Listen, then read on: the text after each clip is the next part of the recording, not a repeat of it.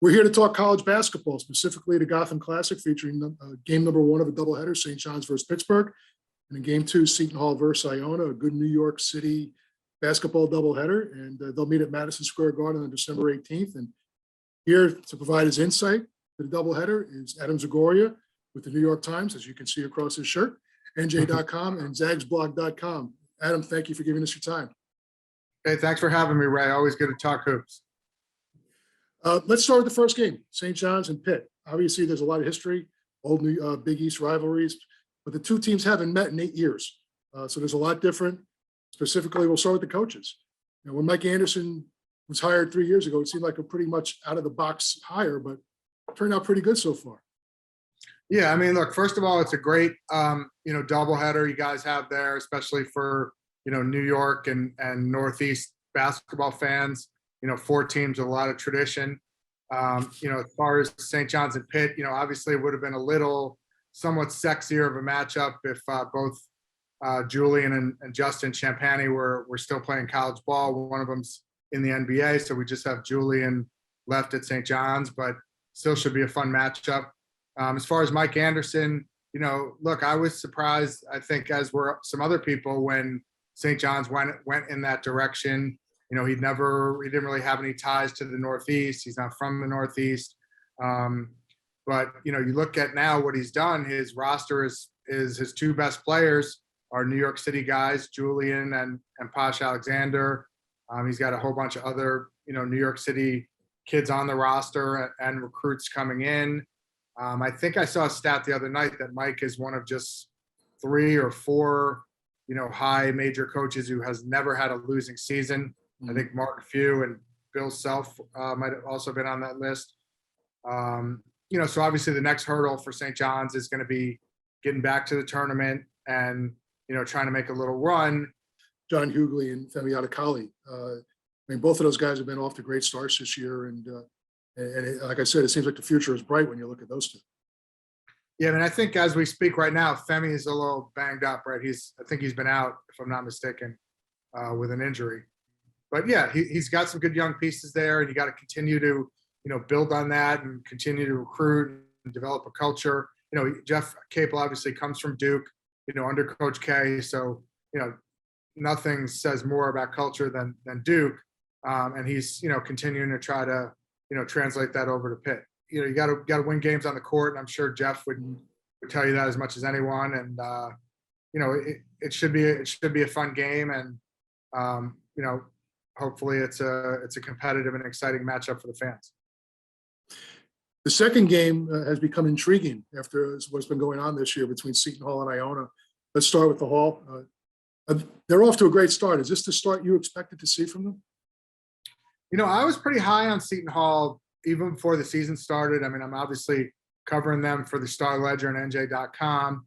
They were picked, I think, 5th in the Big East. A bunch of the magazines like Athlon and Lindy's didn't have them in the tournament. And, I understand it's hard to kind of judge a team after they've gotten a bunch of transfers and they lost their best player, Sandro Mamukelashvili, who's now with the Milwaukee Bucks. But, I think Kevin Willard has one of his deepest teams, since I've been covering them. And they got a lot of guards. Jameer Harris transferred from American. Kaderi Richmond's a huge addition from Syracuse. They have Miles Cale back. They have Jared Roden back. They have Bryce Aiken back. And then I think their front court has been also surprisingly deep and, diverse with, Tyrese Samuel, who's getting some NBA looks. 6'10" guy, can shoot it from deep. Trey Jackson, the Missouri transfers, really played well for them. Alexis Yetna from South Florida's played well. And they got the big guy, Ike Obiagu, 7'2" in the center, so in the middle. So they really have a deep team. I think everyone respects Kevin as a coach. They played Texas last week, and I know Chris Beard really had some high words of praise for Kevin. So they have a chance to win a championship. And then, of course, anytime you get Seton Hall, Iona, you get this, kind of father-son dynamic between Coach Pitino and Coach Willard. Kevin Willard got his start under Coach Pitino, and they've remained close ever since. The team they're playing, you mentioned their head coach. What has he meant to the Iona program, and 1.5 short years. Yeah, it's funny. I always think like it would be funny to get the other coaches in the MAC on Truth Serum, and Shaheen and King Rice and these guys, and ask them what they really thought when Rick Pitino was coming into their league, because it's kind of like when Larry Bird walked into the 3-point contest and said, okay, which one of you guys is coming in second, right? Because I mean, this guy is such a whatever he's been through in his career, the ups and downs. The guy's a Hall of Fame coach. He's won 2 championships at 2 different schools. He's a phenomenal coach. And it's like these other coaches in the MAC, there's a lot of good coaches in there, but it's almost like, hey, they're coaching for second place now with Rick Pitino in the league. And you look what he did last year. I think they had one pause for COVID of like 50 days and another of 20. So he really didn't even, if you talk to Rick, couldn't even tell you how good his team was, because they didn't play that much, but they still won the MAC tournament and, went back to the NCAA tournament. So now he's had a full year to recruit. He's got guys back.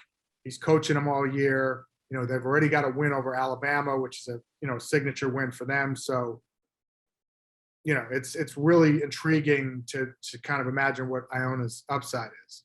Well, if you're in the New York, New Jersey area on December 18th, maybe Adam will be wearing that shirt so you can see him and recognize him in that. But we'd love to see you at Madison Square Garden. Game number 1, St. John's Pitt. Game number 2, Seton Hall, Iona. December 18th starts at noon. Adam, thank you so much for being with us and lending us your insight. Anytime, Ray. Looking forward to the games. Take care. All right. Take care.